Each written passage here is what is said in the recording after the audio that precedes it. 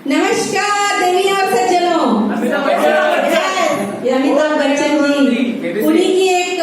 Line मुझे याद आ रही है। आपने कभी उनका शराबी पिक्चर देखा होगा तो उनके में उन्होंने कुछ कहा है, इस एक वो दिन था और ये आज दिन है। एक दिवस असा होता की 4 आणि 5 डिसेंबर 2017 सालीचा मी तुमच्यासारखे हॉटेल ज्योतिबामध्ये कोल्हापूरचा पहिला इंटरव्ह्यू अटेंड केला होता आणि तुमच्यासारखे मी बसले होते आणि त्याच प्रोग्राम मध्ये आपल्या जे फाउंडर मेंबर आहेत शिसाळ सरांना गाडी विन केली होती आणि त्यांच्या त्या कार्यक्रमाला आम्ही टाळ्या वाजवत होतो आणि त्या टाळ्या वाजवत असताना मी एक असं स्वप्न पाहिलं की ह्या टाळ्या माझ्यासाठी पडल्या पाहिजेत आणि ते स्वप्न फक्त आणि फक्त 1 वर्ष 1 महिना आणि 15 दिवसात मी पूर्ण झालेलं पाहिजे।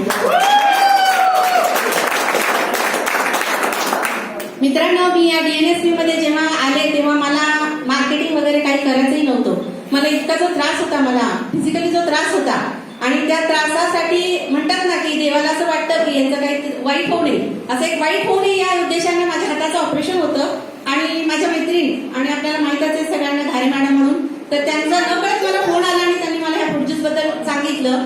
आणि त्यानंतर महेश पाटील सर माझ्या घरी आले आणि त्यांना माझी फ्रूट ज्यूस बद्दल सगळी माहिती दिली। खरं तर माझे मिस्टर आणि त्यांना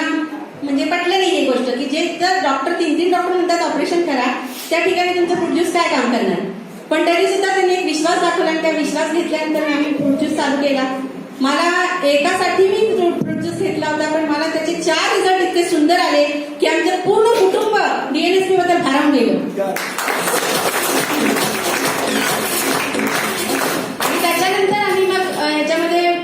काम करण्याचा निर्णय घेतला की जिथं आपलं एक आपण चांगलं सामाजिक, मी एक सामाजिक कार्यकर्ती पण आहे, बऱ्याच महिलांसाठी मी कार्यक्रम करत असते आणि त्याच्या माध्यमातून एक मला एक असं माध्यम सापडलं की ज्याच्यामुळे आपण इतरांचं दुःख पण त्रास पण त्यांची काही दुखणी पण बरी करू शकतो आणि त्याच्यातून आपण इतरांना इन्कम पण मिळवून देऊ शकतो। त्या दृष्टीने मी फक्त ह्या डीएनएसपी मध्ये आले आणि आज तुम्ही पाहतच आहात की मी कुठपर्यंत आहे।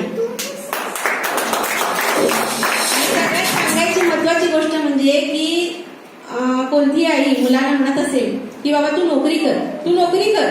पण तुमच्या समोर एक अशी आई उभी आहे की मी चक्क त्या मुलाला नोकरी सोडायला लावली आणि त्याच्यात काम करण्यासाठी त्याला प्रवृत्त केलेलं आहे मी। मला याबद्दल आता एवढंच सांगावं वाटतंय, मंजिलें मिल ही जाएंगी, मंजिलें मिल ही जाएंगी, भटकते हुए ही सही, मंजिलें मिल ही जाएंगी, भटकते हुए ही सही, अफसोस तो उन लोगों को होगा, अफसोस तो उन लोगों को होगा जो घर से बाहर निकले ही नहीं।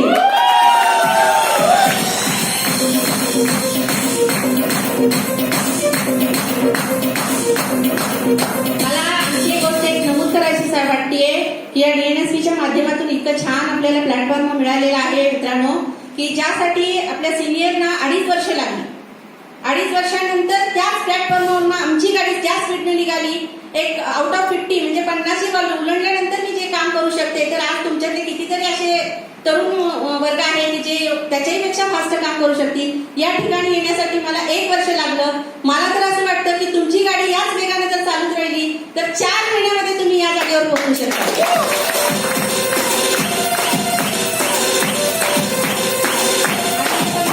बोलण्याबद्दल सरांनी थोडासा वेळ दिला त्याबद्दल मी डीएनएसपी कंपनीचे आणि पूर्ण आपल्या स्टाफचे पण आभारी आहे। जय डीएनएसपी।